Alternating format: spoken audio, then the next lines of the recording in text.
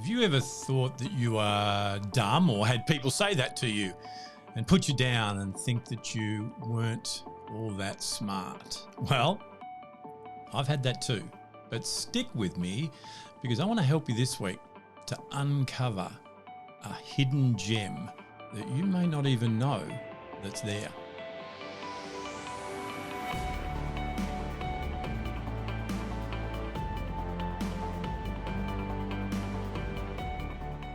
Hi, this is Grant Herbert, emotional intelligence master coach, trainer, and sustainable performance coach. And today I want to continue our conversation around the 9 crucial shifts that every leader needs to make by helping you to understand that you are really intelligent. Over the last few weeks, we started this conversation where we're talking about these shifts, 3 in each area of personal, professional, and people leadership. Last week, we talked about the first one, and that was around your identity, which is who you believe you are more so than what you do. Well, today I want to continue that conversation in the second shift, where we look at going from singular intelligence, that is, looking at your cognitive intelligence and your technical skills only, to multiple intelligence, which is your emotional intelligence, your social and creative intelligence. A lot of organizations I work in look at the people that work in their organization and they judge their value by what they do, their technical abilities, the skills that they have to do the things that they need to do to provide the services to their clients that the clients will then pay for. Now, whilst this is really important, I believe that there are other parts of the people that work in your organization, other intelligences which are just as important, or I would even say more important than those technical skills. Sure, we need those technical skills to get the job done. And that's the what we do. However, when we look at the emotional intelligence of a human being and the social intelligence, their creative intelligence and the like, those are the things that determine how they get the job done.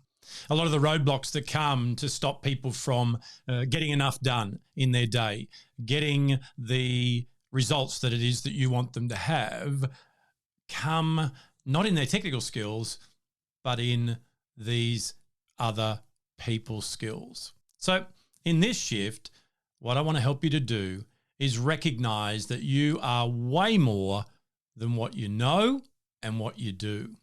Your ability to lead yourself, what you do, and others in your organization can be empowered by tapping in to your emotional intelligence.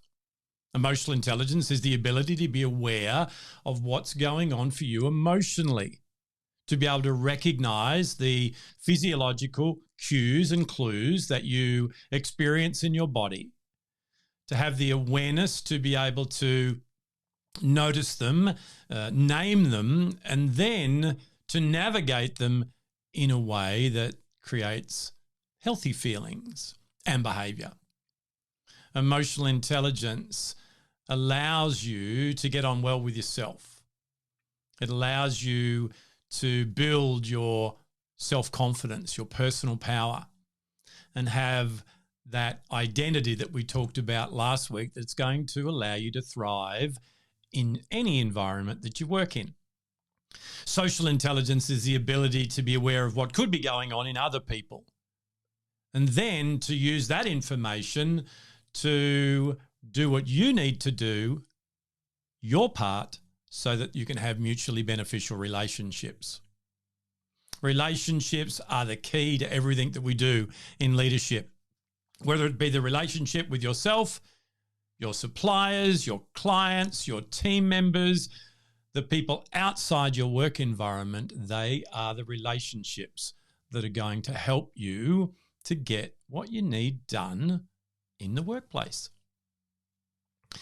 Having relationships that are not mutually beneficial are also what creates all the conflict and all the strife and all the stress. So what I want to encourage you to do is to look beyond what you know and what you do, your cognitive intelligence, your technical ability, and tap in to the empowering skills in your emotional intelligence, your social intelligence. When people do continuing professional development, what I see is it's all geared around technical skills. And there's an imbalance there because we have a tiny smattering of what I believe are wrongly called soft skills that are thrown in there just so that we can say we did something. Well, it's been recognized post this pandemic in particular that emotional intelligence is the number 1 or 2 skill for everybody in the workplace, particularly if you are leading others. So I want to challenge you to take this topic, which you might have thought was a nice to have, and turn it into a must have. Do what you can to learn around these competencies.